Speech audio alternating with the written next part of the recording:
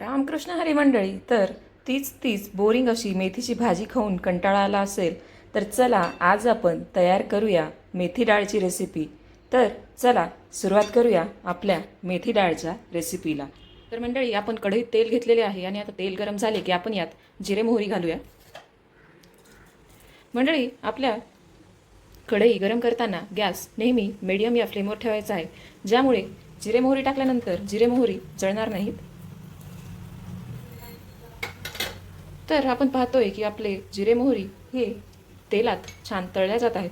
जिरे मोहरी तेलात तळल्या गेल्यानंतर आपण यामध्ये घालूया आता लसणाचे तुकडे.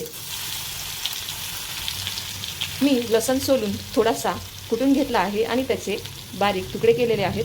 तुम्ही वाटलंच तर लसण अद्रकाची पेस्ट देखील यामध्ये वापरू शकता. तर आपल्याला आता थोडासा लसण हलवून घ्यायचा आहे आणि यानंतर गॅस थोडासा मीडियम फ्लेमपेक्षा कमी केल्यानंतर आपण यामध्ये घालणार आहोत एक कट केलेला कांदा. कट केलेला कांदा आपण तेलामध्ये फ्राय करून घेऊया.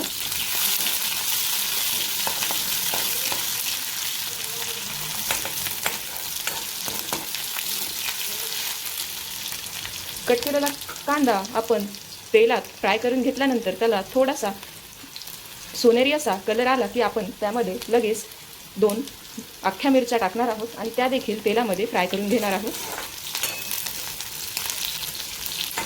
अख्ख्या मिरच्या तेलामध्ये छान फ्राय केल्या की आपण घालूया यामध्ये एक कट केलेला टोमॅटो.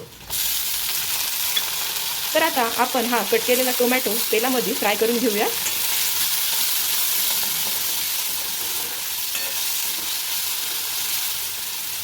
तर आता आपण टोमॅटो थोडा वेळ तेलामध्ये नरम होऊ देण्यासाठी त्यामध्ये घालणार आहोत थोडेसे मीठ. टाकल्यानंतर मीठ छान मिक्स करून घेऊन आपण कढईवर झाकण ठेवून देणार आहोत.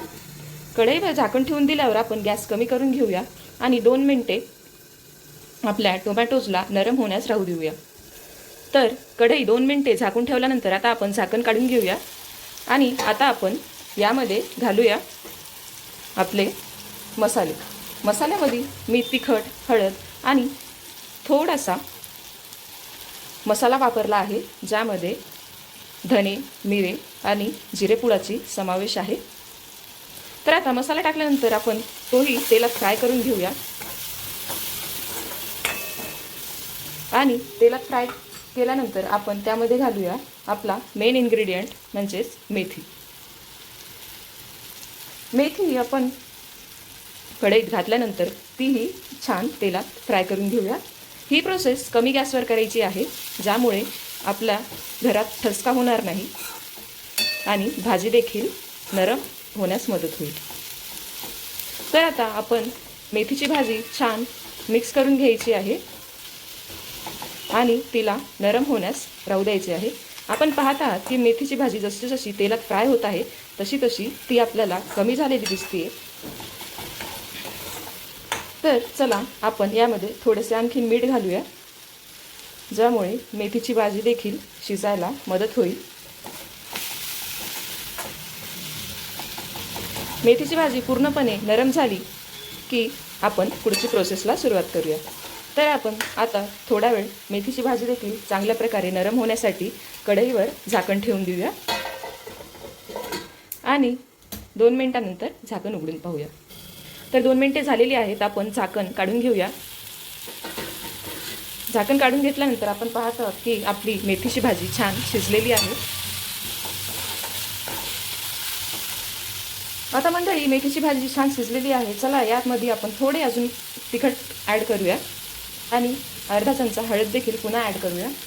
हे तिखट आणि हळद मेथीच्या भाजीत छान मिक्स करून घेऊया आणि आता आपण गॅसची फ्लेम मीडियम करून घेणार आहोत.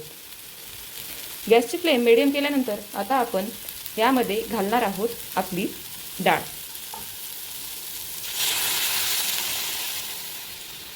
तर आपण डाळ आपल्या मेथीच्या भाजीत ॲड केलेली आहे आणि आता आपण ती छान मिक्स करून घेणार आहोत.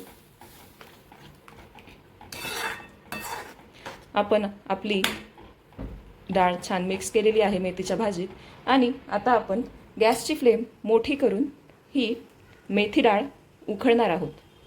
तर मंडळी, आपण पाहत आहात आपली मेथी डाळ उकळत आहे.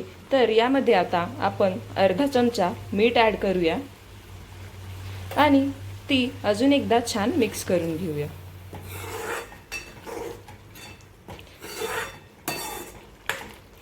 तर मंडळी, आपण 2 मिनिटे अशीच आपल्या मेथी डाळीला उकळू देणार आहोत आणि शिजू देणार आहोत.